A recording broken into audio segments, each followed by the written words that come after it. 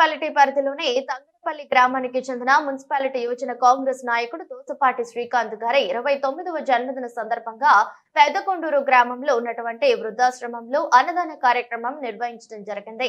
అనంతరం తంగడపల్లి గ్రామానికి చెందిన నిరుపేద కుటుంబానికి చెందిన బొడ్డు కవిత నిత్యావసర సరుకులు అందజేయడం జరిగింది. కాంగ్రెస్ ఆధ్వర్యంలో దోసపాటి శ్రీకాంత్ జన్మదిన వేడుకలను ఘనంగా నిర్వహించారు.